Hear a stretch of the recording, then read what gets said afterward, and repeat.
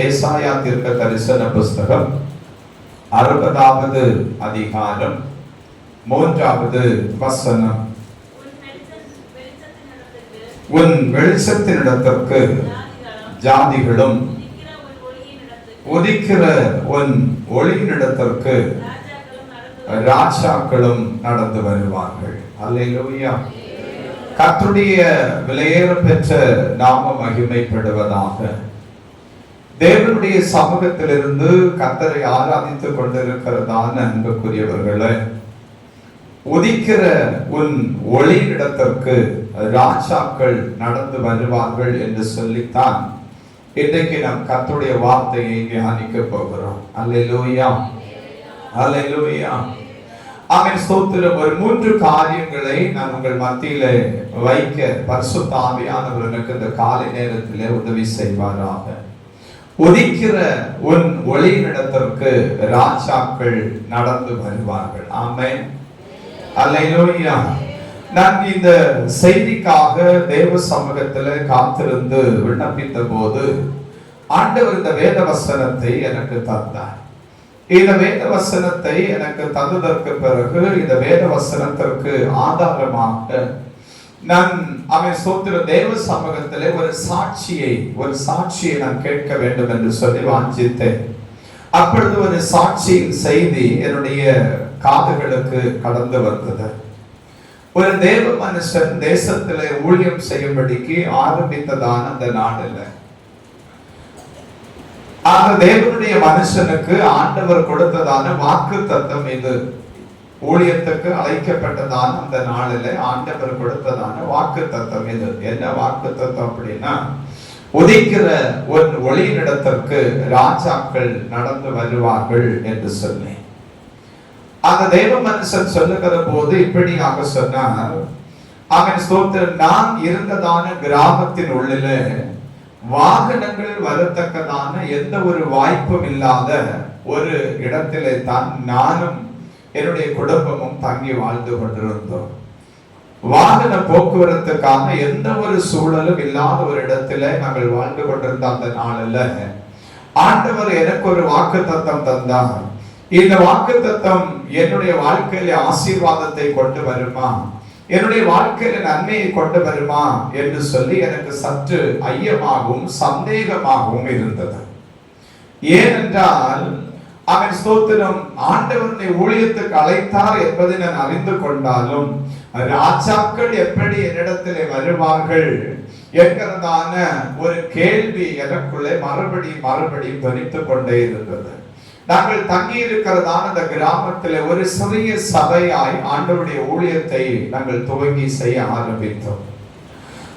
செய்ய ஆரம்பித்ததான அந்த நாள் துவங்கி கர்த்தர் எங்களை படிப்படியாக அவருடைய நாமத்தின் மகிமைக்காக நடத்தி கொண்டே இருந்தார். அவர் நடத்தி கொண்டிருக்கிற போது ஊழியம் கொஞ்சம் கொஞ்சமாக வளர ஆரம்பித்தது. கிட்டத்தட்ட 43 முறை போலீஸ் அதிகாரிகளினாலே நான் கைது செய்யப்பட்டேன். இந்த தேசத்திலே நான் ஊழியம் செய்யக்கூடாது என்று சொல்லி, இந்த தேசத்திலே இந்த சபை இருக்கக்கூடாது என்று சொல்லி 43 விசை நான் போலீஸ் காவலிலே எடுக்கப்பட்டு ஒவ்வொரு நாளும் போலீஸ் ஸ்டேஷன்ல போய் அமர்ந்திருக்க வேண்டியதான ஒரு வேதனை நிறைந்த வாழ்க்கை எனக்குள்ளே வந்தது. ஆனால் ஒவ்வொரு விஷயம் நான் காவல்துறைக்கு போய்விட்டு வருகிற போது என்னுடைய திருச்சபைக்குள்ளே நடந்ததான ஒரு அற்புதம் என்னவென்று சொன்னால், அவன் கடந்த ஆண்டை விட இந்த மாதத்தில் என்னுடைய திருச்சபை ஒரு படி மேலாக வளர்ந்ததை நான் கண்டேன். அல்லேலூயா. வளர்ந்ததை நான் கண்டேன். கொஞ்சம் கொஞ்சமாக எங்கள் சபையை நாங்கள் விசாலப்படுத்தினோம். எங்கள் சபைக்கும் அவன் ஸ்தோத்திரம், இந்த வாகனங்கள் கடந்து போவதான ரோட்டுக்கும் கிட்டத்தட்ட 1 கிலோமீட்டர் தூரம் உண்டு. மற்றபடி பெரிய வாகனங்கள் எதுவும் வரத்தக்கதான வசதி நிறைந்த கிராமமும் எங்கள் கிராமம் அல்ல. அப்போ கொஞ்சம் கொஞ்சமாக தேவன் ஊழியத்திலே வளர்ச்சியை கட்டளையிட்டார். தேசத்தின் 4 திசைகளில் இருந்தும் ஜனங்கள் வர ஆரம்பித்தார்கள். வருகிறதான ஜனங்கள் ரோட்டிலே வாகனத்தை விட்டுவிட்டு நடந்தே சபைக்கு வருவார்கள். நடந்தே என்ன செய்வாங்க? சபைக்கு வருவார்கள். நான் இதை கவனித்துக் கொண்டிருந்த போது ஆண்டவர் என்னையோடு கூட பேசினார். ஆமென், ஸ்தோத்திரம். உதிக்கிற உன் ஒளியிடத்திற்கு ராஜாக்கள் நடந்து வருவார்கள் என்று சொல்லி நான் உன்னை ஊழியத்துக்கு அழைத்தேனே.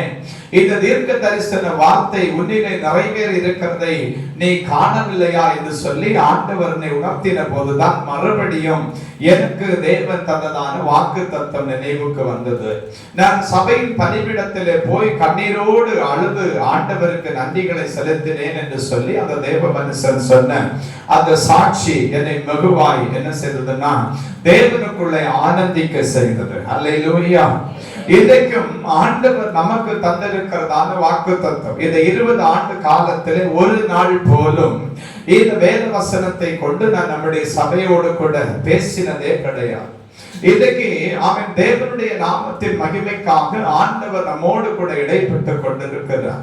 நம்முடைய சபையிலே, நம்முடைய குடும்பங்களிலே அவன் ஸ்தோத்திரம், நீங்களும் நானும் கண்டிராத, நீங்களும் நானும் எதிர்பார்த்திராத ஒரு அதிசயம் நிச்சயமாகவே நடக்க போகிறது. அல்லேலூயா, அல்லேலூயா. யோபுடைய வீட்டிலே ஆராய்ந்து முடியாத பெரிய காரியங்களை செய்த கர்த்தர், கிரகிக்க முடியாத பெரிய காரியங்களை யோபுடைய கூடாரத்திலே செய்தவர், அவன் இந்த ஆலயத்திலே வந்து கர்த்தரை மகிமைப்படுத்தி கொண்டிருக்கிற, ஆண்டவரை மகிமைப்படுத்தி ஆராதித்துக் கொண்டிருக்கிற உங்கள் குடும்பங்களில் அவர் செய்ய போகிறார். அல்லேலூயா. எந்த சத்துருவும் எதிர்த்து நிற்க முடியாது. ஏனென்றால் காரியத்தை நடப்பிக்கிற கர்த்தருடைய கரம் உங்கள் கூடாரத்தில் வெளிப்பட்டுக் கொண்டிருக்கிறது. அல்லேலூயா. அது அந்நிய தேசத்தில் இருக்கிற உங்கள் பிள்ளைகளுடைய காரியமா இருக்கலாம், உங்கள் சகோதரர்களுடைய காரியமா இருக்கலாம், அவன் உங்கள் தலைமுறைகளுடைய காரியமா இருக்கலாம், உங்கள் வீட்டின் உள்ளவைகளில் நீங்கள் வெளியே சொல்லி வேதனைப்பட முடியாதபடிக்கு தவித்துக் கொண்டிருக்கிற காரியங்களில் கூட இருக்கலாம். ஆனால் ஆண்டவர் இன்றைக்கு பகல் காலம் உங்களை பார்த்து சொல்லுகிறார், கிரகிக்க முடியாத ஒரு பெரிய காரியத்தை ஆமென் ஸ்தோத்திரம் நான் உங்களுக்கு செய்வேன். உதிக்கிறவன் ஒளியின் இடத்திற்கு ராஜாக்களில் நடந்து வரப்பட்டவேன் என்று சொல்லி. அல்லேலூயா. உதிக்கிற ஒரு ஒளியின் இடத்திற்கு, உதிக்கிற ஒரு வெளிச்சத்திற்கு ராஜாக்களில் நடந்து வர பண்ணுவேன். இந்த வார்த்தை நம்முடைய சபைக்கு தீர்க்க தரிசனமாய் இன்னைக்கு பகல் காலம் கடந்து வருகிறது. இந்த வார்த்தை நம்முடைய குடும்பங்களுக்கு தீர்க்க தரிசனமாய் கடந்து வருகிறது. நம்முடைய பிள்ளைகள் தேசத்தில் உயர்த்தப்படுவார்கள். நம்முடைய பிள்ளைகளிடத்தில் புறப்படுகிறதான அந்த ஒளியை கண்டு ராஜாக்கள் நம்முடைய பிள்ளைகளை தேடி வரத்தக்கதான ஒரு காரியத்தை தேவன் நம்முடைய திருச்சபையின் குடும்பங்களுக்கு செய்ய போகிறார். அல்லேலூயா. கரங்களை தட்டி கர்த்தரை மகிமைப்படுத்தலாம். எல்லாரும் சேர்ந்து சந்தோஷத்தோடு ஆனந்த கலைப்புள்ள உதடுகளினாலே நான் உம்மை போற்றுவேன் என்று சொல்லி பக்தன் பாடுகிறார். அப்படியே தேவனுடைய நாமத்தின் மகிமைக்காக கரங்களை தட்டி கர்த்தரை மகிமைப்படுத்தலாம். அல்லேலூயா, அல்லேலூயா. தேவனுடைய சமூகத்தில் இருக்கிறதான கர்த்தருடைய பிள்ளையே, நான் இந்த நாளுகளிலே தேவ சமூகத்தில் இருந்து ஜெபித்த போது ஆண்டவருடைய ஆவிக்குள்ளே கொண்டு வந்ததான ஒரு காரியம், இருளுக்குள்ளும் இருளின் அடிமைத்தனத்துக்குள்ளும் ஆமென் அடிமைப்பட்டு கொண்டிருந்ததான இஸ்ரவேலின் அனுபவத்தை அவர்களை விட்டு மாற்றினது போல ஆமென் என் ஜனத்தினுடைய சிறையிருப்புகளை நான் திருப்புவேன் என்று சொல்லி மாத்திரமல்ல, ஆமென் என் சபையின் ஆமென் ஸ்தோத்திரம் ஆமென் ஆசீர்வாதத்துக்காக என் கரம் பிரத்யட்சமாய் கிரியை செய்யும் என்று பரிசுத்த ஆவியானவர் திருவுள்ளம் பற்றினார். அல்லேலூயா, அல்லேலூயா. ஆமென். சபையின் காரியமாக தேவன் எழுந்தருளுகிறார் அன்புக்குரியவர்களே. ஆமென் ஸ்தோத்திரம். 13 ஆண்டுகளுக்கு முன்பதாக இதே சபையில் நின்று நான் ஆராதித்துக் கொண்டிருந்த போது ஒரு தரிசனத்தை ஆண்டவர் வெளிப்படுத்தி இருந்தார். அந்த விசிலிங் வரவில்லை. ஆண்டவருக்கு மகிமை உண்டாவதாக. நாம் தேவ சமூகத்தில் நின்று ஆராதித்துக் கொண்டிருந்தோம். தேவனை ஆராதித்துக் கொண்டிருக்கிற போது அவன் இந்த நாட்கள் உபவாச ஜெப நாட்களாய் இருந்தது. உபவாசித்து தேவ பாதத்தில் அமர்ந்திருந்து கொண்டிருந்த போது ஒரு தரிசனம் வெளிப்பட்டது. என்னவென்று சொன்னார், அவன் ஸ்தோத்திரம் நம்முடைய சபையை குறித்து பரலோக தேவன் அவன் மூப்பர்களோடு கூட கலந்து பேசி விவாதித்துக் கொண்டிருக்கிற ஒரு தரிசனம் அவன் ஸ்தோத்திரம் நம்முடைய சபைக்கு கொடுக்கப்பட்டது. அந்த தரிசனம் எப்படியா இருந்தது? ஆமென் ஸ்தோத்திரம். அந்த தரிசனத்தில் 24 மூப்பர்களும் சேர்ந்து தேவனுக்கு முன்பதாக தங்களுடைய சிங்காசனங்களை விட்டு எழுந்திருந்து தங்கள் கிரீடங்களை கலற்றி வைத்துக் கொண்டு ஆமென் ஸ்தோத்திரம் சபையின் காரியங்களை குறித்து தேவனோடு கூட பேசுகிறதா இருந்தது. ஆமென். I will bring a victory என்று சொல்லி ஆண்டவர் பேசினார். ஆமென். நான் உனக்கு வெற்றியை தருவேன் என்று சொல்லி தேவன் பேசின நாள் அது. தேவன் பேசின நாள். ஹல்லேலூயா. ஆண்டவருடைய நாம மகிமைப்படுவதாக. ஆமென். நமக்கு உரைக்கப்பட்டதான தீர்க்க தரிசனங்கள் நிறைவேறுகிற காலத்திலே நாம் வந்திருக்கிறோம். நமக்கு சொல்லப்பட்டிருக்கிறதான நல்வார்த்தைகள் நிறைவேறுகிறதான காலத்திலே சபை வந்திருக்கிறது. உங்கள் குடும்பங்களுக்கு சொல்லப்பட்டதான நல்வார்த்தைகள் நிறைவேறுகிறதான காலகட்டத்தில் நீங்கள் வந்திருக்கிறீர்கள் அன்புக்குரியவர்களே. உதிக்கிற உங்கள் ஒளியிடத்திற்கு ராஜாக்களை ஆண்டவர் கொண்டு வருவார். ஆண்டவர் கொண்டு வருவார் அன்புக்குரியவர்களே. ஆண்டவர் கொண்டு வருவார். ஒரு 3 காரியங்களை நான் உங்களுக்கு சொல்ல பரிசுத்த ஆவியானவர் நிர்பந்தித்தள்ளினார். முதலாவது, அவன் ஸ்தோத்திரம், ஒளியின் இடத்திற்கு ராஜாக்கள் வருவார்கள். என்ன ஒளி அப்படிங்கிறது தான் கேள்வி. ஞானம் என்கிறதான ஒளி இருக்கிற மனுஷனிடத்துல ராஜாக்கள் நடந்து வருவார்கள். அல்லேலூயா. பிள்ளைகளும் கவனிக்கணும். ஞானம் என்கிறதான ஒளி உங்களிடத்துல இருக்குமே, ஆனா உங்களிடத்துல ராஜாக்கள் கடந்து வருவார்கள். வாசிக்கலாமா சில வேத வசனங்களை? நீதிமொழிகளின் புஸ்தகம் 1வது அதிகாரம் 7வது வசனம். கர்த்தருக்கு பயப்படுதலே ஞானத்தின் ஆரம்பம். சங்கீதத்தினுடைய அடுத்த புத்தகம் நீதிமொழிகள். சங்கீதத்தினுடைய அடுத்த புத்தகம் நீதிமொழிகள்.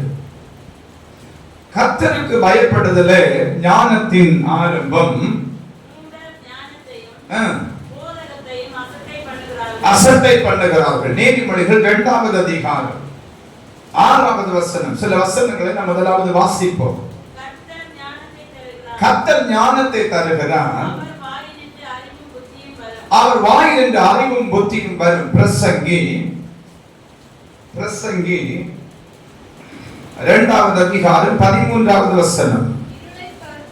இருளை பார்க்கிலும் வெளிச்சம் எவ்வளவு உத்தமமோ அவ்வளவாய் மதியீனத்தை பார்க்கிலும்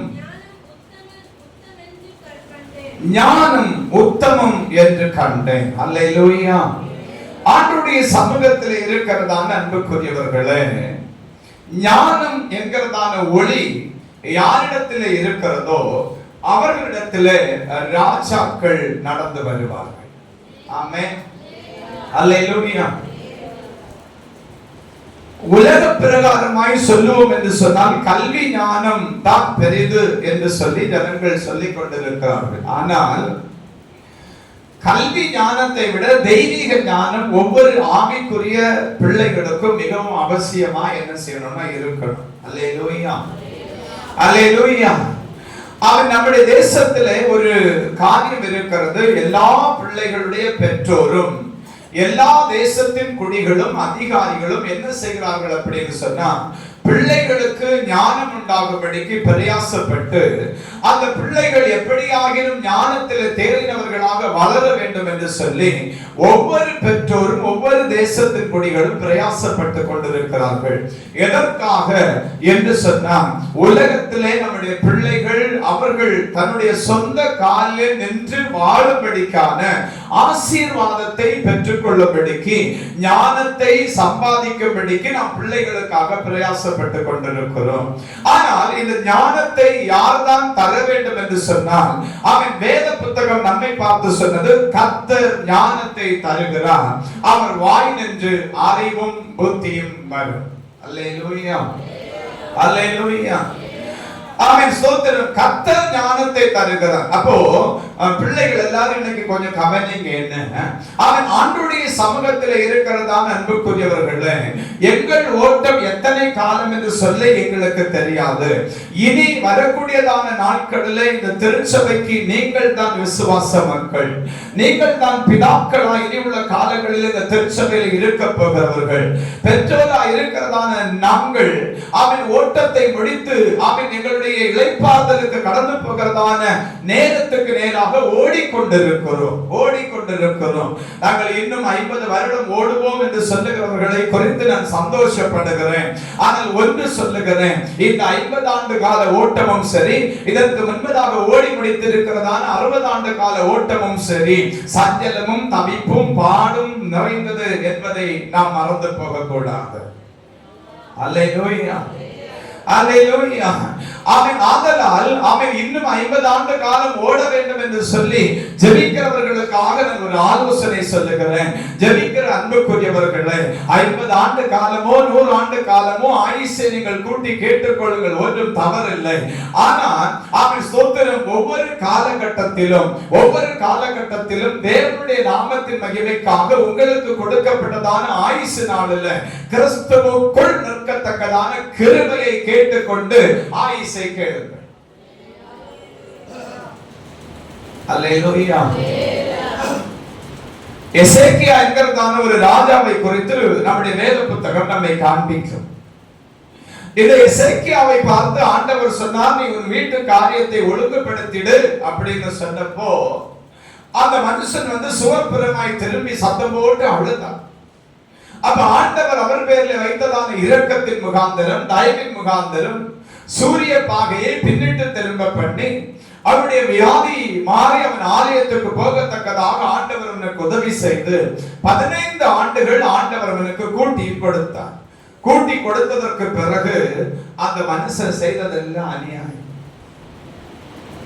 அல்லேலூயா. அந்த மனுஷன் செய்ததெல்லாம் அநியாயம். அதனால ஆயுசை கூட்டி கேட்கறதுல தப்பு இல்லை, கூட்டி கேளுங்க. நான் உங்களை அவன் ஆண்டவருக்குள்ளே ஆசீர்வதிக்கிறேன். ஆனா ஆண்டவர்கிட்ட ஒரு கோரிக்கை கூட நீங்க வச்சுக்கணும். என்ன அப்படின்னு சொன்னா, தேவனுடைய திருநாம மாத்திரம் மகிமைப்படத்தக்கதாக எனக்கு தேவன் கூட்டி தருகிறதான ஆயுசு நாட்கள்ல உமக்காக வாழும்படி என் பிள்ளைகள் தேவநாமத்தின் மகிமைக்காக ஆசீர்வாதமாய் கிறிஸ்தவ ஜீவியம் செய்யும்படி அவர்களுக்காக ஜெபிக்கவும், அவர்களுக்கு முன்பதாக நல் மனசாட்சி உள்ள நல்லொரு விசுவாச குடும்பமாய் நான் நிற்கவும் கர்த்தர் எனக்கு கிருபை தாரும் என்று கேட்டு ஜெபிக்காமல் இருந்தால் ஆயுசை கேட்காதீர்கள்.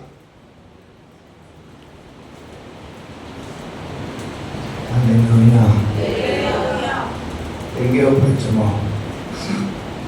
தேவன் மகிமைப்படுவாராக.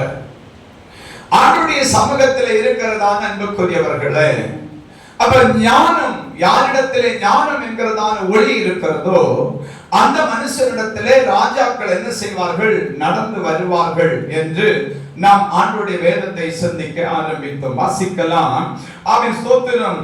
தேவனுடைய நாமம் மகிமைப்படும்படி யோபுவின் புஸ்தகம் 28வது அதிகாரம் 28வது வசனத்தையும், ஆமென் ஸ்தோத்திரம், நீதிமொழிகள் 10வது அதிகாரம் 13வது வசனத்தையும் வாசிக்க கேட்போம். மனுஷனை நோக்கி இதோ ஆண்டவருக்கு பயப்படுவதே ஞானம், பொல்லாப்பை விட்டு விலகுவதே புத்தி. அப்ப இந்த ஞானம் யாருக்கு பயப்படுகிறதுனால வரும் அப்படின்னா, தேவனுக்கு பயப்படுகிறதுனால தான் ஞானம் வரும். இந்த ஞானம் என்கிறதான ஒளி பிள்ளைகளுக்கும் நமக்கும் பிதாக்களுக்கும் கட்டாயம் அவசியமான ஒன்றாய் இருக்கிறது. கட்டாயம் அவசியமான ஒன்றா என்ன செய்தனா இருக்கிறது. அன்பானவர்களே, நான் உங்களை கடிந்து கொள்ளும்படிக்கு இந்த இடத்திலே வரவில்லை, உங்களை தேவனுடைய நாமத்திலே ஆசீர்வதிக்கும்படிக்கு தான் ஆண்டவர் இந்த பதிவிடத்திலே கொண்டு வந்திருக்கிறார். நாம் எல்லாரும் செய்ய வேண்டியதான ஒரு காரியம், பிள்ளைகளுக்கு ஞானத்தை கேட்கிற போது நாமும் அந்த பிள்ளைகளை கிறிஸ்துவின் நாமத்தினாலே வளர்த்தி நிறுத்தத்தக்கதான அந்த தெய்வீக ஞானத்தை நாமும் கேட்க வேண்டும். அல்லேலூயா, அல்லேலூயா. நாம் இதிலே ஒரு சாக்கு போக்கு சொல்லிக் கொள்ளுகிறோம். இரவு பகலாக நான் பிரயாசப்படுகிறேன். எதற்காக? நீ ஞானமுள்ள மகனாக ஞானமுள்ள மகளாக வாழ வேண்டும் என்று சொல்லித்தானே அப்பா அவன் அந்நிய தேசத்திலே போய் பிரயாசப்படுகிறேன், இருட்டோடு எழுந்து போய் பிரயாசப்படுகிறேன். எல்லாம் யாருக்காக?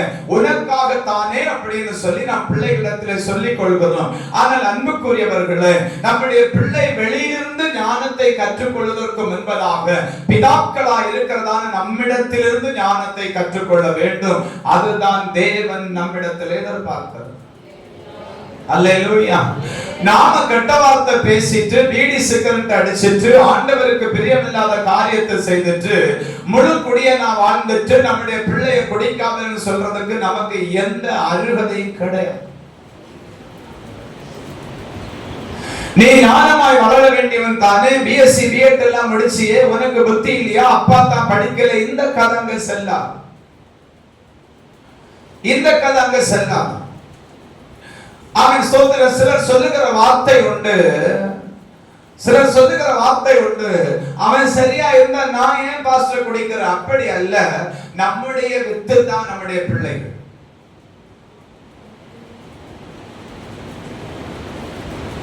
அல்லேலூயா. போன வார்த்தை போல இருக்கா?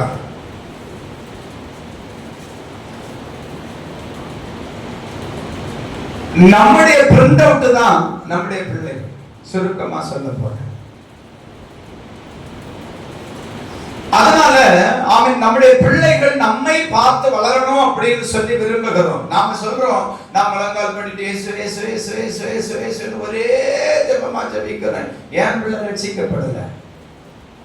அப்போ நான் இவ்வளவாய் ஜெபித்தும் என் பிள்ளை ரட்சிக்கப்படாமல் இருக்கிறதற்கு நான் என்ன என் பிள்ளைக்கு நேராக தவறிழைத்து வாழ்ந்து கொண்டிருக்கிறேன் அப்படிங்கிறத கண்டுபிடிக்கணும். முதல்ல கண்டுபிடிக்கணும். வார்த்தையிலா, செய்கையிலா, நடக்கையிலா, என்னுடைய கீழ்ப்படியாமையிலா, அல்லது எதிர்த்து நிற்கிற காரியத்துல எதிலே நான் தவறி கொண்டிருக்கிறேன் என்பதை நாம் கண்டுபிடிக்கிற அவன் ஒரு நேரத்துக்கு நாம் வந்திருக்கிறோம். இதை நாம் கண்டுபிடிக்கிற போது இதை நாம் நிவர்த்தி செய்யணும். கண்டுபிடிக்கிறது மாத்திரமல்ல, அதை நிவர்த்தி செய்யணும். பாவ நிவர்த்தி செய்கிறது போல அந்த அவன் கண்டுபிடித்ததான காரியத்தை நம்மை விட்டு விலக்கி நம்முடைய பிள்ளைகள் பார்க்கத்தக்கதான ஞானத்தை நம்மிடத்தில் வெளிப்படுத்தும்படிக்கு ஞானமுள்ள இருதயத்தை நாம் தேவனிடத்தில் கேட்கிறது மாத்திரமல்ல, அதற்காக நம்ம பிரயாசப்படவும் செய்யணும். ஒரு மூட்டை நெல்லை கொண்டு தண்ணியில முக்கி அப்படியே கயிறு போட்டு கட்டிட்டு உரல தூக்கி வச்சிட்டு 3 நாளைக்கு அப்புறம் அந்த நெல்லானது என்ன செய்யணும்னா சாக்கு மூட்டை வழியா வெளியே குறுத்து வந்துடும். அதை வயலத்துக்கு கொண்டு போய் வயலை பதனிட்டு அது நாற்றாய் மாற்றி நடாத பட்சத்துல கர்த்தரை ஆசீர்வதிங்க அப்படின்னு சொல்லிட்டு இந்த சாக்கையை பார்த்துட்டு இருக்கிறதுனால ஒரு ஆசீர்வாதமும் வர போறது. அல்லேலூயா. ஒரு ஆசீர்வாதமும் என்ன செய்யாதுன்னா வராது. அப்ப இது என்ன செய்யணும்? குறுத்து இருக்கிறதான நெல்லை வயலுக்கு கொண்டு போகணும். அதுல ஒரு சுமை இருக்குது, அதுல ஒரு பாரம் இருக்கிறது. அள்ளி தூவும் விதையை விதைக்கிறவன் அழுது கொண்டே போகிறான். ஏன்னா ஆனாலும் வேதம் அடுத்ததாய் சொல்லும், அவன் அறுத்த அரிக்கட்டுகளை சுமந்து கொண்டு கம்பீரத்தோடு திரும்பி வருவான். இப்போ ஒரு கேள்வி, அள்ளி தூவும் விதையுடைய வெயிட்டு கூடுதலா, அறுத்ததான கதர்கட்டினுடைய வெயிட்டு கூடுதலா? சொல்லுங்க. விதையா? அறுத்து கொண்டு வந்ததான கதர்கட்டினுடைய வெயிட்டு தான் அதிகம். ஆனா வசனம் என்ன சொல்லுது? அவன் சந்தோஷமாய் வீட்டுக்கு வந்தான். அல்லேலூயா. அப்ப தேவனுடைய சமூகத்தில் இருந்து கர்த்தரை ஆராதித்துக் கொண்டிருக்கிறதான அன்புக்குரியவர்களே, எல்லா காரியத்துக்கும் பிள்ளைகளை குற்றப்படுத்திட்டு காரியம் இல்லை. எல்லா காரியத்துக்கும் பிள்ளைகளை தண்டிக்கிறது. நமக்கு சில நேரம் கோபம் வந்தா நம்ம என்ன செய்யணும்னா பிள்ளைகள்கிட்ட அப்படியே எரிமலை கொப்பளத்துல இருந்து வெடிச்சு வாரது மாதிரி நம்ம காட்டிக்கிடும். அப்படி ஒண்ணும் காட்டப்படாது. எரிமலை அப்படியே பொங்கி வரும் இல்லையா? அப்படியே பொங்கி வரும் இல்லையா? அக்கினி ஊற்றாக அது புறப்பட்டு வரும் இல்லையா? அதுபோல நம்முடைய பிள்ளைகள்கிட்ட காய்ந்து தள்ளிடும். அதுக்கு 4 நாள் பார்த்துட்டு 5ஆவது நாள் அப்படியே திரும்பிக்கும். உன்னை கண்ட உடனே திரும்பிவிடும். அல்லேலூயா. அதனால அவன் நாம சொல்லுவோம், அவன் சோத்துனா எனக்கு கோபத்தை யாருக்கிட்ட கொண்டு காட்டு? சுவரில் கொண்டு காட்டு. ஒரே கிட்டே இடிச்சிரு, மட்ட குழந்தை. எனக்கு கோபத்தை கொண்டு நான் யாருக்கிட்ட காட்டுறது? நான் எனக்கு புருஷனுக்கு தான். நீ ரட்சிக்கப்பட்டிருக்கியா? அபிஷேகம் இருக்குதா? வாக்குத்தத்தம் இருக்குதா? அந்நிய பாஷை பேசுகிறாயா? வசனம் வாசிக்கிறாயா? தேவ சமூகத்திலிருந்து ஜெபிக்கிறாயா?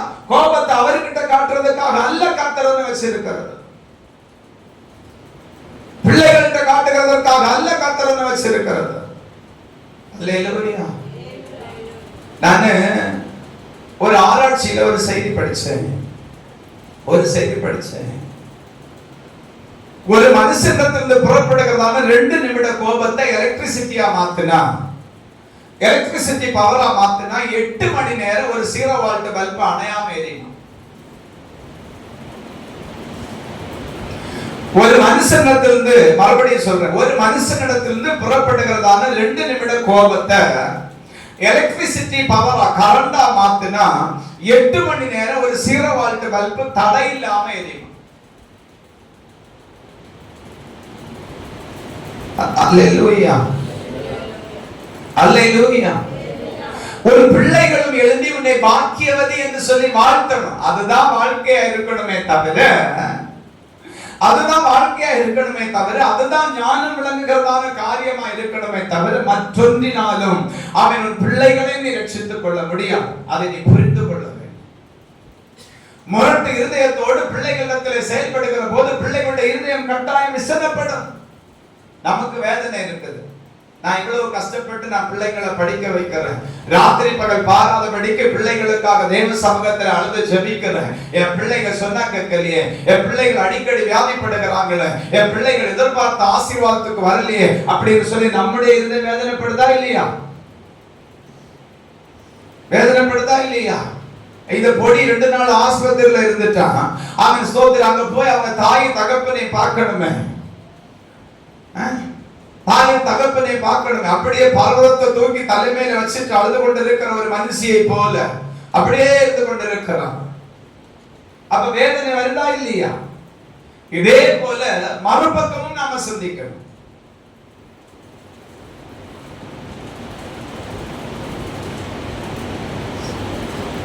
வாரத்துக்கு தொடர்ச்சியா இருந்தா நாங்க என்ன மாதிரி கை கட்டி இருப்போம் தெரியுமா? அல்லேலூயா. எனக்கு தெரியும். ஆண்டவருக்கு மகிமை உண்டாகட்டும். தேவனுடைய சமூகத்தில் இருக்கிறதா அன்புக்குரியவர்களே, ஞானமாய் நடவுங்கள். ஞானம் என்கிறதான ஒளி உங்களிடத்தில் இருக்குமானால் உங்கள் பிள்ளைகளை நீங்கள் ராஜாக்களாய் பாருங்கள். உங்கள் பிள்ளைகள் உங்களிடத்திலிருந்து ஒதுக்கிறதான ஒளியின் நிமித்தம் உங்கள் பட்சமாய் வருவார்கள். அல்லேலூயா. மொத்த இருளை வச்சுக்கிட்டு வெளிச்சம் இருக்குது வெளிச்சம் இருக்குன்னு சொல்லாத. அல்லேலூயா. வாசிக்கலாம். 1 ராஜாக்களின் புஸ்தகம் 3வது அதிகாரம் 28வது வசனத்தை நாம் வாசிக்க கேட்போம்.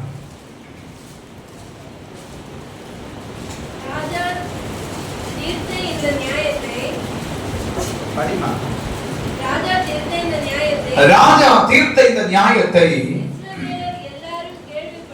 இஸ்ரவேலர் எல்லாரும் கேள்விப்பட்டு நியாயம் விசாரிக்கிறதற்கு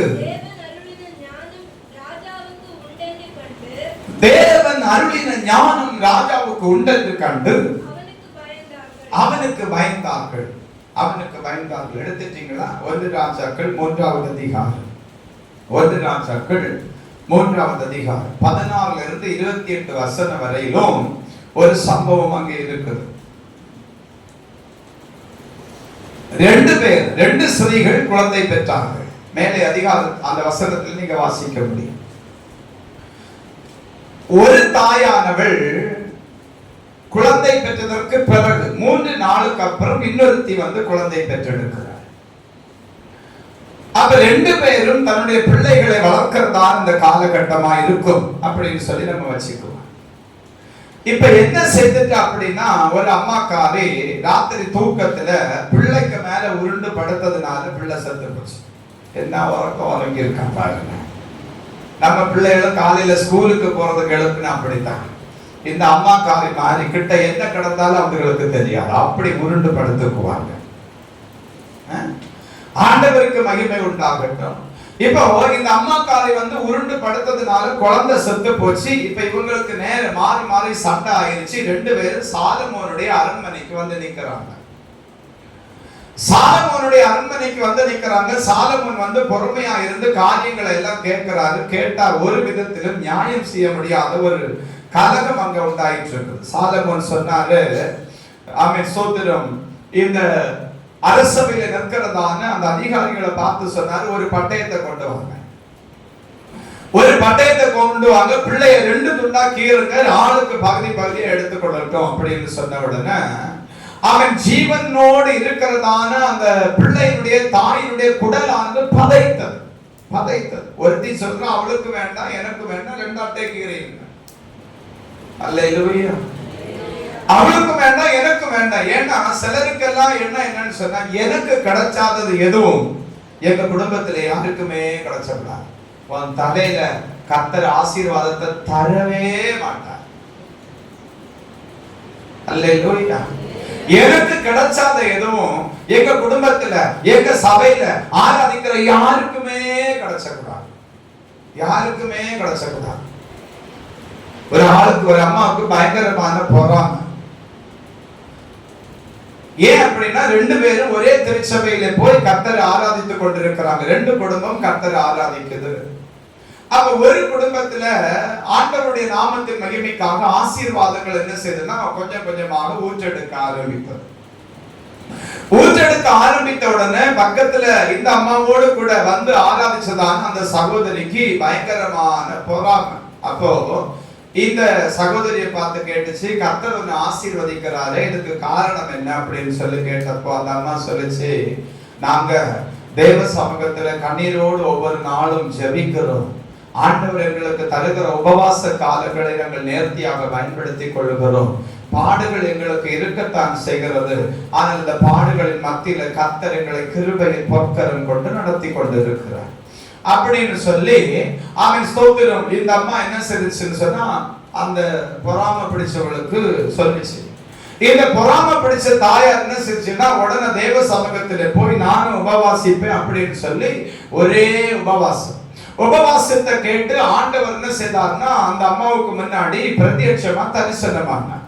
உனக்கு என்ன வேணும் அப்படின்னு சொல்லி கேட்டப்போ அந்த அம்மா ஏற்கனவே எரிச்சல் பிடிச்சது ஆயிருச்சா, என்ன வேணும் அப்படின்னு சொல்லி கேட்டப்போ அவ ஆண்டவர்கிட்ட சொன்ன பதில் என்னன்னு சொன்னா, அவளுக்கு கொடுக்கிற என்னுடைய சகோதரிக்கு, என்னுடைய தங்கச்சிக்கு நீங்க என்னெல்லாம் கொடுக்கிறீங்களோ அதை விட 2 மடங்கு எனக்கு என்ன செய்யணும் தரணும். அல்லேலூயா. அதை விட எனக்கு 2 மடங்கு தரணும் அப்படின்னு சொன்னா. அப்ப ஆண்டவர் சொன்னாரு, சரிப்பா நீ கேட்கிறபடியே நான் உனக்கு தரலாம் அப்படின்னு சொல்லி. அப்ப இந்த அம்மா சொல்லிச்சு, அவளுக்கு ஒரு கண்ணை பொட்டி போட்டு. யாருக்கா? தங்கச்சிக்காரருக்கு ஒரு கண்ணை பொட்டி போட்டேன்.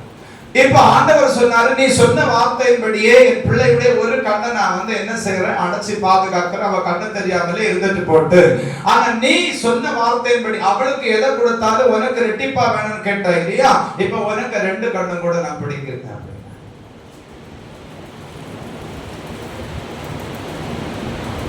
நல்லா தானே செய்திருக்காரு நியாயம். அல்லேலூயா. என்ன பொறுத்தளவுல நான் சொல்றேன், கர்த்தருக்குள்ள இருந்து சொல்றேன். அவன் ஸ்தோத்திர ஆவிக்குரியவன் வாழக்கூடாதுன்னு இன்னொரு ஆவிக்குரியவன் ஒரு காலம் சிந்திக்க கூடாது. அப்படி நீ சிந்திக்கிறியா இருந்தா உன்னுடைய ரட்சிப்பை ஒன்று கூட பரிசோதித்து பார்க்க வேண்டியதான கட்டாயம் உனக்கு உண்டு. அல்லேலூயா சொல்லுங்க. ஏன் தோத்திர சொல்ல மாட்டேங்கிறீங்க? அல்லேலூயா. அல்லேலூயா. சிலர் சொல்றாங்க அவ வாழவே கூடாது பாஸ்டர். இந்த அம்மா அப்படித்தான் சொல்லிச்சு, அவளுக்கும் வேண்டாம் எனக்கும் வேண்டாம், குழந்தைய 2ஆ கீறி இருக்கு அப்படின்னு சொன்ன உடனே பட்டேமம் வந்துச்சு. ராஜா கட்டளை போட்டுட்டாரு, அந்த பிள்ளைய 2ஆ கீறி பகுதியா கொடுத்துருங்க அப்படின்னு சொல்லி. அப்போ அவன் ஸ்தோத்திர பட்டயத்தை ஓங்கி நின்ற உடனே அவன் ஜீவனோடு இருக்கிறதான குழந்தையினுடைய தாய் சொல்றா, அவன் ராஜாவை பார்த்து, எனக்கு நீங்க குழந்தைய தராட்டியும் பரவாயில்லை, அவளை வச்சுக்கிட்டோம், என் குழந்தை சுகமா இருப்பதை நான் பார்க்கட்டும் அப்படின்னு சொன்ன உடனே ராஜா சொன்னாரு, இவளே குழந்தைக்கு தாயானவள். ராஜா அவளை சும்மா விட்டுருப்பான்னு நினைக்கிறீங்க? சாலமோன் சும்மா விட்டுருப்பாரு, பிடிச்சு ஜெயில கொண்டு போட்டிருப்பாரு. அப்ப ஆண்டவருக்கு மகிமை உண்டாகும்படி உதிக்கிற ஒளியினிடத்திற்கு ராஜாக்கள் நடந்து வருவார்கள். இப்போ சாலமோனுக்கு என்ன இருக்குது அப்படின்னா, ஞானம் கொடுக்கப்பட்டிருக்குது. இந்த ஞானத்தை சாலமோன் தேவ சமூகத்திலிருந்து கேட்டு பெற்றுக் கொண்டான். இஸ்ரவேலுக்கு ராஜாவாய் அவன் அபிஷேகம் பண்ணப்பட்டு சிங்காசனத்தில் அமர்த்தப்பட்ட உடனே ராஜாவாகிய சாலமோன் செய்த முதல் பலி, அவன் ஆண்டவருக்காக 1000 சர்வாங்க தகன பலிகளை செலுத்தி ஆண்டவருக்கு ஒரு விண்ணப்பம் வச்சார். ஆண்டவரே, இந்த திரளான ஜனத்தை நடத்த யாராலே ஆகும்? இந்த ஜனத்தை நடத்தி செல்லத்தக்கதான ஞானத்தை எனக்கு தார். இப்ப நாமும் அந்த கட்டத்துல தான் இருக்கிறோம். அல்லேலூயா. அல்லேலூயா. நம்ம நிறைய நேரம் சொல்றோம், நாங்க அன்னைக்கு அக்கானியும் அந்த பனங்களுக்கு துண்டு தின்னு வாழ்ந்து கொண்டிருந்தோம் அப்படின்னு சொல்ல, எங்களை யார் வளர்த்தினா, எங்களுக்கு யார் புத்தி சொன்னா, அது அந்த காலம். இன்றைக்கு நம்முடைய பிள்ளைகளுக்கு புத்தி சொல்லி வளர்த்தத்தக்கதான ஞானம் நமக்கு கட்டாயம் வேண்டும். அல்லேலூயா. அந்த கடமை நமக்கு உண்டு. நான் என்ன கேட்கிறேன் உங்களை பார்த்து, ராத்திரி பகலா சம்பாதிக்கிறோம் சொல்லி ஓடிக்கொண்டிருக்கிறோமே, நம்முடைய பிள்ளைகள் நாம சம்பாதிக்கிறதான ஆசீர்வாதத்தை கர்த்தருடைய நாமத்தின் மகிமைக்காக பயன்படுத்தத்தக்கதாகத்தான் வாழ்ந்து கொண்டிருக்கிறார்களா என்பதை குறித்து நாம் என்றாகிலும் சிந்திச்சு பார்த்தோமா? சிந்திச்சு பார்க்கிறோமா? அல்லேலூயா. நான் எங்க பிள்ளைகிட்ட ஒரு நாள் சொன்னேன், மக்களை, இந்த காரும் வீடும் இந்த ஊழியமும் எல்லாம் நம்மளை பின்தொடரணும்னு சொன்னா, அப்பா பின்பற்றி வருகிறதான இயேசு கிறிஸ்துவை நீங்களும் உண்மையா பின்பற்றி வரணும். அப்பத்தான் இந்த ஆசீர்வாதம் என்ன செய்யணும், நம்மை தொடர்ந்து கொண்டே இருக்கும். ஆமென். அல்லேலூயா. எங்கேயோ கண்ணு தெரியாத இடத்துல இருந்து நமக்கு மாசம் மணி ஆர்டர் வருது, அது மட்டும்தான் நமக்கு தெரியும். ராத்திரி காலத்தை அப்பா அப்படிங்கிறதான ஒரு சத்தம் டெலிபோன் வழியாக நமக்கு கேட்குது, இது மட்டும்தான் தெரியும் எங்களுக்கு, மற்றபடி ஒன்றும் தெரியாது. அப்படின்னு பிள்ளைகளும் வளரக்கூடாது. சில பிள்ளைகளுக்கு இப்படிப்பட்டதான ஒரு எண்ணம் உண்டு, அப்பாக்கு இருக்குதோ இல்லையோ, எனக்கு விருப்பத்தை நீங்க நிறைவேற்ற.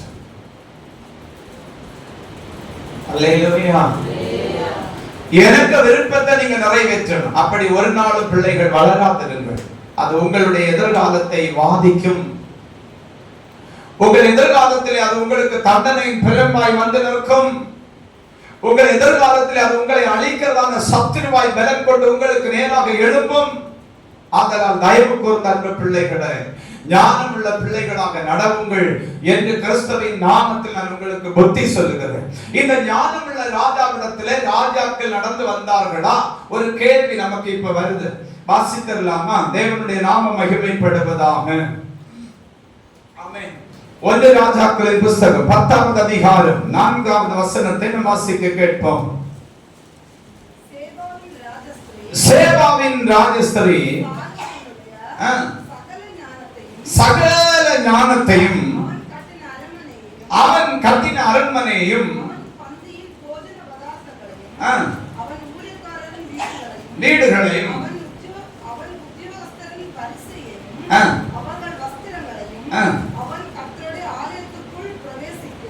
அவன் கர்த்தருடைய ஆலயத்துக்குள் பிரவேசிக்கும் நடை மண்டபத்தையும் கண்டபோது அவள் ஆச்சரியத்தால் பிரமை கொண்டு ராஜாவை நோக்கி, உம்முடைய வர்த்தமானங்களையும் உம்முடைய ஞானத்தையும் குறித்து நான் என் தேசத்துல கேட்ட செய்தி மெய்யாயிற்று. நான் வந்து அதை என் கண்களால் காணும் மட்டும் அந்த வார்த்தைகளை நான் நம்பவில்லை. இவைகள் பாதியாகிலும் எனக்கு அறிவிக்கப்படவில்லை என்று காண்கிறேன். நான் கேள்விப்பட்ட பிரஸ்தாபத்தை பார்க்கிலும் உம்முடைய ஞானமும் செல்வமும் அதிகமாயிருக்கிறது. போதுமா? வந்தவனா இல்லையா? ராஜாவை தேடி வந்துச்சா இல்லையா அந்த அம்மா? அல்லேலூயா. இன்னும் நீங்க தொடர்ந்து வாசித்து பாருங்க. ராஜாக்களும் அதிபதிகளும் சாலமோனுடைய ஞானத்தை கேட்கும்படிக்கு ஆவல் கொண்டிருந்தார்கள் என்று நாம வாசிக்க முடியும். அப்ப ஆண்டவருடைய சமூகத்தில் இருக்கிறதான அன்புக்குரியவர்களே, ஞானம் என்கிறதான ஒளியின் முகாந்தரம் ராஜஸ்திரியாகிய அந்த ஆமென் ஸ்தோத்திரம் ஸ்ரீயானவள், சேபா தேசத்து ராஜஸ்திரி என்று சொல்லப்பட்டிருக்கிற அந்த ராஜகுமாரத்தியானவள் ராஜாவிடத்திலே வந்தாள். அல்லேலூயா, அல்லேலூயா. அப்ப நம்முடைய வாயை எதற்காகத்தான் திறக்கணும் அப்படின்னு சொன்னா, ஞானம் விளங்கும்படி நம்முடைய வாயை நாம் திறக்கணும். ஞானம் விளங்கும்படி. சில பிள்ளைகளை பாத்தீங்கன்னா முரண்டு பிடிச்சிட்டே இருப்பாங்க. என்னடா அப்படின்னு சிலதெல்லாம் முகத்திலே பார்க்காது. ஆனா சமயத்துக்கு சமயம் கொட்டுறதுக்கு யாரு வேணும்? அல்லேலூயா. அதனால பிள்ளைகள் ஞானம் உள்ளவர்களாக கட்டாயம் என்ன செய்யணும்? நடக்கணும். நீங்க ஞானம் உள்ளவர்களா நடந்து பாருங்க. நான் இன்னைக்கும் கர்த்தருடைய நாமத்துல சொல்றேன், இங்க இருக்கிற எல்லாரும் பார்க்கிலும் தேசத்துல கர்த்தர் உங்களை நிச்சயமா உயர்த்தி நிறுத்துவார். அல்லேலூயா. எனக்கு சொல்லத்தான் முடியுமே தவிர, அவன் பெற்றோரா இருக்கிறதால நாங்க உங்களுக்கு புத்தி சொல்லத்தான் முடியுமே தவிர உங்களை கையை பிடிச்சுக்கிட்டே நடக்க முடியாது. ஏனென்றால் நீங்கள் பால் உண்கிற குழந்தைகள் அல்ல, புருஷர்களாய் மாறினீர்கள். அல்லேலூயா. நீங்கள் பால் உண்கிற குழந்தைகள் அல்ல, நீங்கள் இப்பொழுது புருஷர்களாய் மாறினீர்கள். கிறிஸ்துவுக்குள் நீங்கள் வளர்ந்திருக்கிறீர்கள். நீங்க ஆமென் ஸ்தோத்திரம், தேவனுடைய நாமத்தின் மகிமைக்காக ஆமென் வயதுள்ள புருஷர்களாக நின்று கொண்டிருக்கிறீர்கள். உங்களுக்கு சொல்லி தருகிறதை நீங்கள் கட்டாயம் கேட்டு பாருங்கள். தேவநாமத்தின் மகிமைக்காக, தேவநாமத்தின் மகிமைக்காக பிள்ளைகள் வந்து கட்டாயம் அவன் கர்த்தருடைய நாமத்தினால அவன் ஒரு ஆவிக்குரிய தகப்பனுடைய தாயுடைய வார்த்தைக்கு கட்டாயம் செவி கொடுக்கணும், கட்டாயம் செவி கொடுக்கணும். ஏனென்றால் அவர்கள் உங்களுக்காக ஓடி ஓடி உழைக்கிறவர்கள் என்று சொல்லி நீங்கள் சொன்னாலும், நான் சொல்லுவேன், இரவும் பகலும் உங்களுக்காக வியாகுலப்பட்டு தேவ சமூகத்திலே கண்ணீர் வடிக்கிற ஒரு பெற்றோர், அவருடைய ஜெபத்திற்கு நிச்சயமாய் பதில் வரும். அவருடைய ஜெபம் உங்களை ஆசீர்வதிக்கும், அவருடைய ஜெபம் உங்களை மேன்மைப்படுத்தும், அவருடைய ஜெபம் உங்களை வாலாக்காமல் தலையாக்கும், அவருடைய ஜெபம் உங்களை கீழாக்காமல் மேலாக்கும்.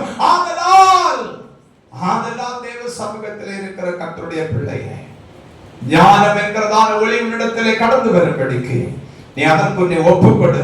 உன்னிடத்தில் புறப்படுகிற ஒளியின் முகாந்திரம் ராஜாக்கள் உன்னை தேடி வருவார்கள்.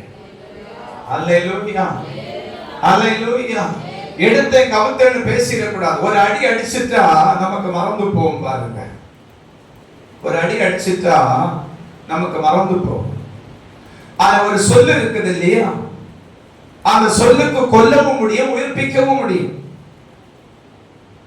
அல்லேலூயா. ஒரு எழுத்து இருக்குது இல்லையா, அந்த எழுத்துக்கு ரெண்டு விதமான காரியம் உண்டு. அந்த எழுத்து கொல்லவும் செய்யும், அந்த எழுத்து ஆசீர்வதிக்கவும் உயர்த்தவும் செய்யும். ஆதலால் தேவனுடைய நாமத்தின் மகிமைக்காக வாழ்ந்து கொண்டிருக்கிற கர்த்தருடைய பிள்ளைகளை, உங்களிடத்தில் புறப்படுகிறதான ஒளியின் முகாந்திரம் உங்களிடத்திலே ராஜாக்கள் கடந்து வருவார்கள். அந்த ராஜாக்கள் உங்களிடத்திலே கடந்து வர ஞானம் விளங்கும்படி உங்கள் நாவுகளை நீங்கள் அவன் தேவ நாமத்தின் மகிமைக்காக அசைப்பீர்களாக. பிரைஸ் எல்லாம். அல்லேலூயா. இரண்டாவதாக வாசிக்கலாம். மத்தேயு சுவிசேஷம் 3வது அதிகாரம், புதிய ஏற்பாட்டினுடைய முதல் புத்தகம், 4வது வசனத்தையும் 7வது வசனத்தையும் நாம் வாசிக்க கேட்போம். ஒட்டகமயிர் உடையை தரித்து வார்க்கச்சையை கட்டி கொண்டிருந்தான். வெட்டுக்கிளியும் காட்டுத்தேனும் அவனுக்கு ஆகாரமாயிருந்தது. போதுமா? போதும். இந்த யோவானை குறித்து அல்லது இந்த யோவான் ஸ்நானகன் என்கிறதான இந்த தேவ மனுஷனை குறித்து நாம வாசிக்கிற போது, இயேசுவுக்கு முன்னோடியாக கடந்து வந்ததான ஒரு மனுஷன் தான் இந்த யோவான் ஸ்நானகன். இந்த மனுஷனிடத்திலே காணப்பட்டதான ஒரு காரியம் என்ன அப்படின்னா, பரிசுத்த ஆவி என்கிறதான ஒளி இந்த யோவான் ஸ்நானகனுக்குள்ளே இருந்தது. வாசித்தரலாமா? லூக்கா சுவிசேஷம் 1வது அதிகாரம் 41, 42 வசனங்கள். மத்தேயுக்கு அடுத்தது மார்க், அடுத்தது லூக்கா. எலிசபெத்து மரியாளுடைய வாழ்த்துதலை கேட்டபோது அவளுடைய வயிற்றில் இருந்த பிள்ளை துள்ளிற்று. எலிசபெத்து பரிசுத்த ஆவியினால் நிரப்பப்பட்டு உரத்த சத்தமாய், ஸ்திரீகளுக்குள்ளே நீ ஆசீர்வதிக்கப்பட்டவள். போதும். ஆண்டவருக்கு மகிமை உண்டாகட்டும். பாருங்க, மரியாளுடைய வாழ்த்துதலை கேட்டபோது எலிசபெத்தினுடைய வயிற்றுக்குள்ள இருந்ததான குழந்தையாகிய இந்த யோவான் ஸ்நானகன் பரிசுத்த ஆவியினாலே துள்ளினார். அல்லேலூயா, அல்லேலூயா. இந்த நம்முடைய மத்தியில இருக்கிறதான ஜெருஷுடைய அம்மா கர்ப்பமா இருந்து மருத்துவமனையில இருக்கிறாங்க. அப்ப தலை குப்பர உங்க அம்மாவை படுக்க வச்சிருக்கு. நம்ம சபையில அப்ப 40 நாள் உபவாச ஜெபம் நடந்து கொண்டிருக்குது. நான் இங்க இருந்து ஜெபம் பண்ணிட்டு சாயந்தரம் அங்க போவேன் பார்த்து ஜெபிக்கிறதுக்கு. அப்போ புனிதா டாக்டர் வந்து அம்மா கிட்ட ஒரு பேப்பரும் ஒரு பென்சிலும் கொடுத்திருந்தாங்க. நான் கேட்டேன், எதுக்கு இதை தந்திருக்காங்க அப்படின்னு சொல்லி கேட்டப்போ, ஆமென் ஸ்தோத்திரம், உன்னுடைய பிள்ளை எத்தனை விசை உன்னுடைய வயிற்றுக்குள்ளே இருந்து அசைந்து கொண்டிருக்கிறது அப்படிங்கிறதை நீ இதுல என்ன செய்யணும், குறிப்பு வைக்கணும். அப்படித்தான் இருந்த. இப்ப என்னவோ ஆமென் தேவ கிருபையினால கர்த்தருடைய சமூகத்துல நீ வந்திருக்கிறாய். ஆனாலும் உனக்குள்ள மனம் திரும்புதல் கடந்து வர வேண்டும் என்று நான் உனக்கு புத்தி சொல்லுவேன். அல்லேலூயா. அவன் ஒரு பேப்பர் கொடுத்துட்டு, எங்க பெர்னுக்கு கூட அப்படிதான் சொல்லி இருந்தாங்க. பெர்னுக்கு கூட கடைசி நேரத்துல மருத்துவமனையில் அட்மிட் ஆகியிருக்கிறோம், கடைசி நேரத்துல சொல்றாங்க குழந்தைக்கு துடிப்பு இருக்கா இல்லையான்னு சொல்றத நீ பேப்பர்ல ஒவ்வொரு லைனா போட்டு போட்டு வச்சணும் அப்படின்னு சொல்லி. ஆனா இங்க மரியாள் வந்து வாழ்த்தின உடனே எலிசபெத்தினுடைய வயிற்றிலிருந்ததான குழந்தை பரிசுத்த ஆவியில நிரம்பி துள்ளிட்டு. அப்ப பரிசுத்த ஆவியினுடைய ஒளி உங்களுக்குள்ள இருந்தா தான் நீங்க சொல்ல முடியும், விரியன் பாம்பு குட்டிகளே வரும் கோபத்துக்கு தப்பித்துக் கொள்ளும்படி உங்களுக்கு வகை காட்டினவன் யார்? அல்லேலூயா. எல்லா பரிசேயரும் சதுசேயரும் எல்லாரும் வந்து யோவான் கிட்ட வந்து நிக்கிறாங்க. யோவான் சொல்றார், அவருடைய ஒரே பிரசங்கம் வேற ஒண்ணே இல்ல. அவருக்கு கர்த்தர் உங்களுக்கு சமாதானத்தை தருவார், அவர் உங்களுக்கு ஆறுதலை தருவார், அவருக்கு உங்களுக்கு வண்டியை தருவார், வாகனத்தை தருவார், வீடை தருவார், கோட்டையை தருவார், தாழ்பாள்களை தருவார், பொக்கிஷத்தை தருவார். ஒண்ணுமே கிடையாது. அவர் சொன்ன டைரக்ட் பிரசங்கம், விரியன் பாம்பு குட்டிகள் வரும் கோபத்துக்கு தப்பித்துக் கொள்ளும்படி உங்களுக்கு வகை காண்பித்தவர் யார்? Praise the Lord. Hallelujah.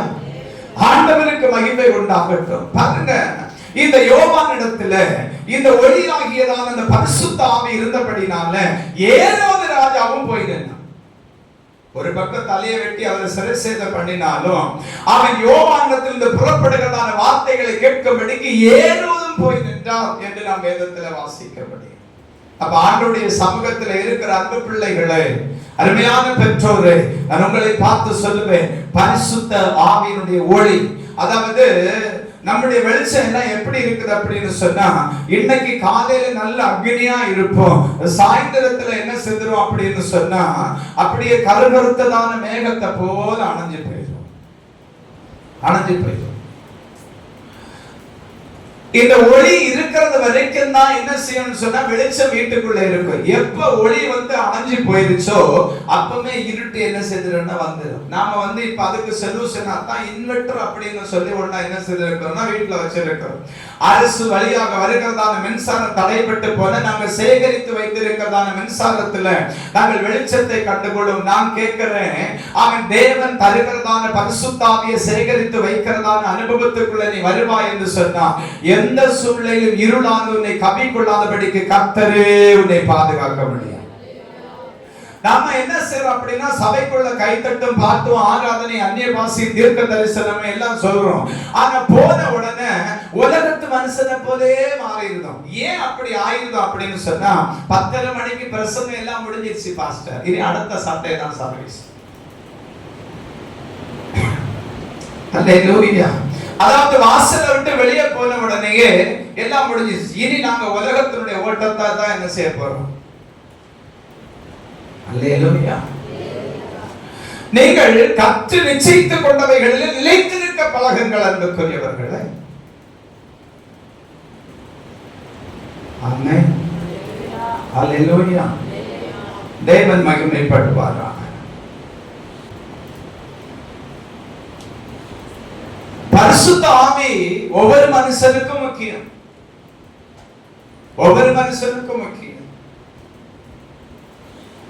ஒரு மனுஷனுடைய இருதயத்தில் 2 விதமான சத்தம் கேட்கும். ஒன்று துர்மனசாட்சியின் சத்தம், இன்னொன்று நல்மனசாட்சியின் சத்தம். துர்மனசாட்சியின் சத்தம் கேட்கிறவன் கட்டாயம் கட்டப்படுவான், நல்மனசாட்சியின் சத்தம் கேட்கிறவன் வாழுவான். அல்லேலூயா. அபிஷேகம் இருந்ததான சிம்சோனுக்குள்ளே வெளிப்பட்டதான சத்தம் துர்மனசாட்சியின் சத்தம். அதனால அவன் விலங்கிடப்பட வேண்டிய கட்டாயம் அவனுக்குள்ள வந்துச்சு. ஆண்டவர் பேசிக்கிட்டே இருந்தார், நீ அங்க போகாதடா, அதை செய்யாதடா பேசிக்கிட்டே இருந்தார். ஆனா அவனுக்கு மறுபடியும் தெரியலா வீட்டுக்கு போறதுதான் இஷ்டமா இருந்துச்சு. ஆண்டவர் கடைசி பார்த்தாரு, இவனை நீ ஒப்பு கொடுத்தாதான் இவன் திருந்துவான். விட்டுட்டார். அல்லேலூயா. பரிசுத்த ஆவியானவர் உங்களை கைவிடுவதற்கு முன்பதாக நீங்கள் மனம் திரும்பிடுங்கள். பரிசுத்த ஆவியானவர் உங்களை சத்துருவின் கரத்தில் விட்டு விடுவதற்கு முன்பதாக. சிலர் சொல்றாங்க, இது கிருபையின் காலம் பாஸ்டர், ஆண்டவர் விடவே மாட்டார். அவன் கிருபையின் காலம் தான், ஆதலால் பாவத்திலே மறுபடியும் நிலைநிற்கலாம் என்று சொல்லி வேத புத்தகம் முன்னே படிப்பித்ததா? இல்லையே.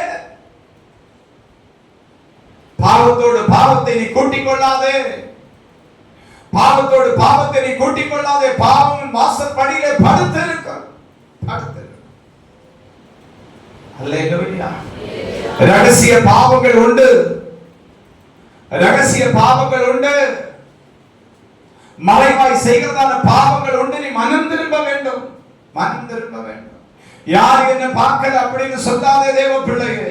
இன்றைக்கு பரிசுத்த ஆவியானுடைய சத்தம் கர்ஜிக்கிற சிங்கத்தை போல இந்த தேவாலயத்தில் வெளிப்பட்டுக் கொண்டிருக்கிறது சொன்னா, இங்கே இருக்கிற யாரையோ ஒருவர் ஆண்டவர் நேசித்து பேசிக் கொண்டிருக்கிறார். இனியும் காலம் செல்லாது. நான் உங்களுக்கு சொல்லி இருக்கிறேன், ஒரு நாள் ஒரு வாலிப மகள் நன்றாய் கர்த்தரை ஆராதிக்கிறதான பிள்ளை சபையில நன்றாய் கர்த்தரை ஆராதிக்கிறதான பிள்ளை.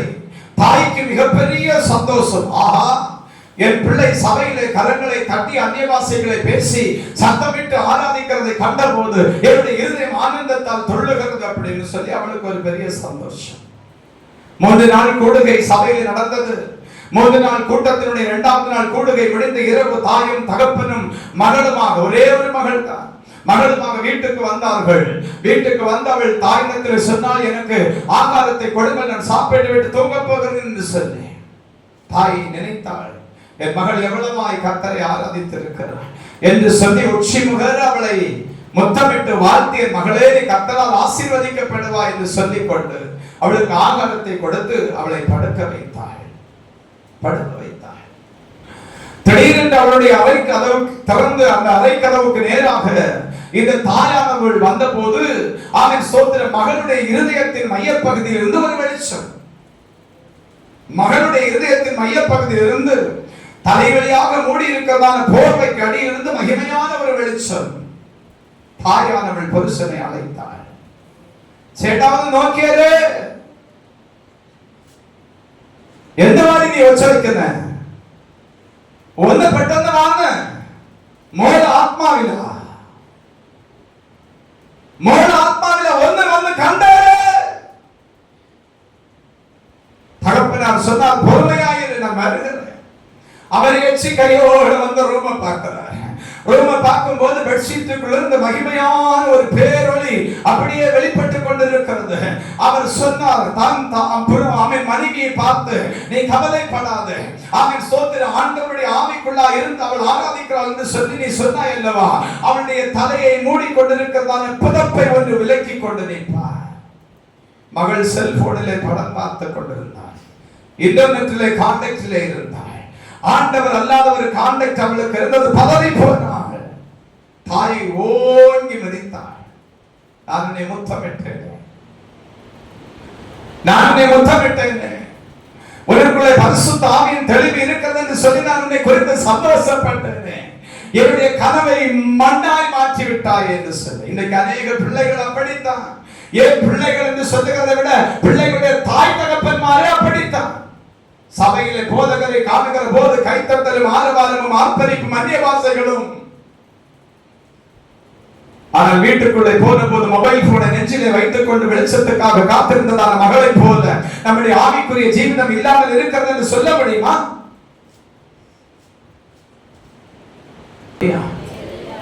அல்லேலூயா. காலையிலே செய்தியை நான் ஆயத்தப்படுத்தின போது, அதிகாலை 3 மணிக்கு நான் ஆயத்தப்படுத்திக் கொண்டிருந்த போது என்னுடைய இருதயத்தில் ஒரு சலசலப்பு உண்டாகி கொண்டு தான் இருந்தது. ஐயோ, என் ஜனங்களுக்கு இன்னைக்கு ஸ்தோத்திரமும் அல்லேலூயாவும் காணாமல் போய்விடுமே என்று சொல்லி. அல்லேலூயா, அல்லேலூயா. சபை கடிந்து கொள்வதற்கு திரும்பணும். சபை தேவனுடைய சமூகத்துக்கு திரும்பணும். ஏமாற்றி விடலாம் என்று சொல்லி நினைக்காதே. ஏமாற்றி விடலாம் என்று சொல்லி நினைக்காதே மகனே மகளே, நீ ஏமாற்றப்பட்டு போவாய்.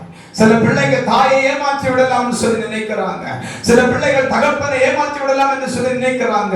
நிச்சயமாய் ஒரு நாள் அது வெளிப்படும். ஒரு நாள் அது வெளிப்படும். ஆதலால் அன்பு மக்களே, அருமை பிள்ளைகளே, நான் உங்களை பார்த்து சொல்லுவேன், ஒரு தகப்பனாய் அல்ல நான் உங்கள் மத்தியில் நின்று கொண்டிருக்கிறேன். ஒரு சிநேகிதனா நான் உங்களோடு கூட இன்றைக்கு என் பிள்ளைகளை பார்த்து பேசுகிறேன்.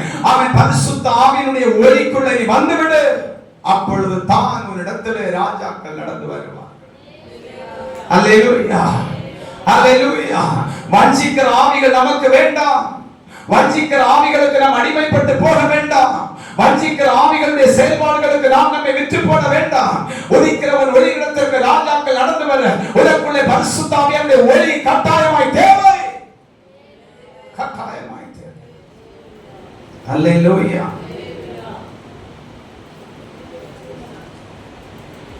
அல்லேலூயா. இன்னொரு காரியத்தை கூட, இதுல நிறைய உண்டு, நான் சொல்ல முடியல, நேரம் போகுது. இன்னொரு காரியத்தை கூட நான் சொல்லிட்டு போகிறேன். அப்போஸ்தலர் நடபடிகளின் புத்தகம் 6வது அதிகாரம் 8 - 15 வரையிலும் குறிப்பு வைத்துக் கொள்ளுங்க. அப்போஸ்தலர் நடபடிகள் புதிய ஏற்பாடு படிக்கமா. விசுவாசத்தினாலும் வல்லமையினாலும் நிறைந்தவனாய் ஜனங்களுக்குள்ளே பெரிய அற்புதங்களையும் அடையாளங்களையும் செய்தான். அப்பொழுது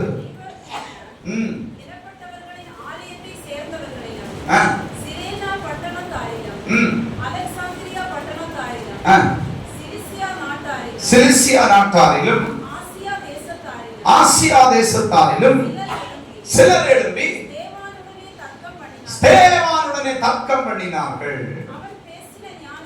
அவன் பேசின ஞானத்தையும் ஆவியையும் எதிர்த்து நிற்க அவர்களால் கூடாமல் போயிற்று. நிறுத்துங்க ஒரு நிமிடம். இப்ப பாருங்க, ஸ்தேவான் விசுவாசம் உள்ள ஒரு மனுஷன். முதல் வசனத்தை நாம் அதை வாசித்தோம். இந்த ஸ்தேவான் பேசின ஞானத்தையும் அவனுக்குள்ள இருந்ததான அந்த ஆவியின் பிரசன்னத்தையும் ஜனத்தினால என்ன செய்ய முடியல? எதிர்த்து நிற்க முடியல. எதிர்த்து நிற்க முடியல. அல்லேலூயா.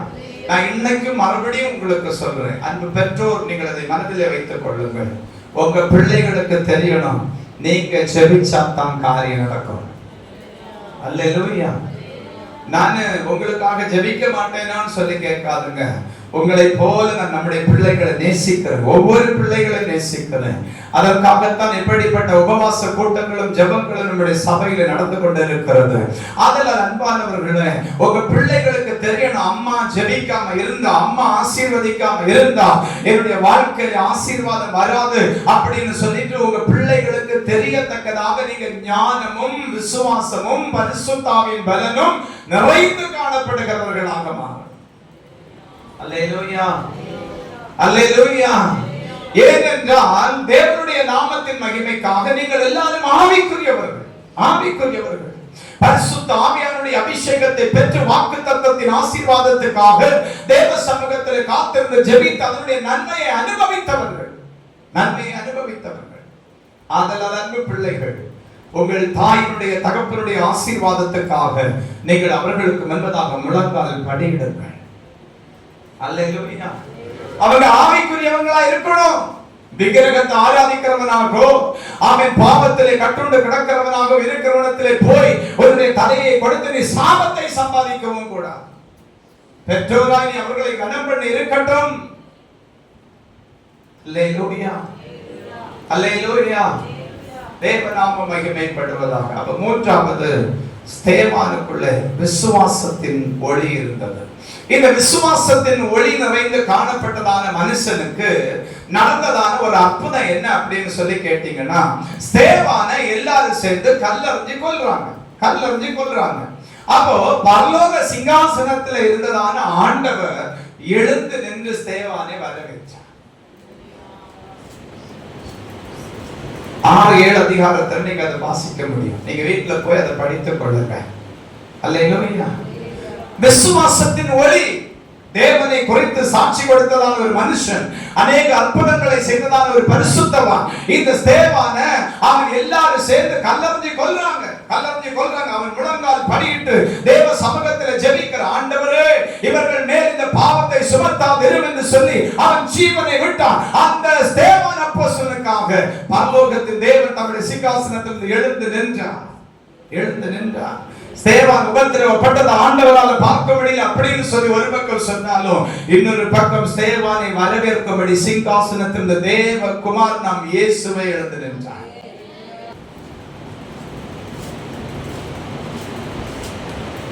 ஸ்தேவானை வரவேற்கும்படி வானத்தை பூமியை உண்டாக்கின சர்வ வல்லமை உள்ள ஆண்டவர், நாம் பிறப்பதற்கு முன்பதாக நம்மை குறித்து அவருடைய ஜீவ புஸ்தகத்தில் எழுதி வைத்ததான ஆண்டவர், நம்மை குறித்து நமக்கு தேவன் தருகிற ஆசீர்வாதங்களை குறித்து அவருடைய புத்தக சுருளிலே எழுதி வைத்திருக்கிற கர்த்தர் ஸ்தேவானுக்காக அப்படியே எழுதி நிற்கிறார். காரணம், அவருக்குள்ள விசுவாசம் என்கிறதான ஒளி இருந்துச்சு. அல்லேலூயா, அல்லேலூயா. உதிக்கிறவன் ஒளியிடத்திற்கு ராஜாக்கள் நடந்து வர, தேவ பிள்ளையே, நீ பரிசுத்த ஆவியினுடைய ஒளியை கட்டாயமாக பெற்றுக்கொள்ள வேண்டும்.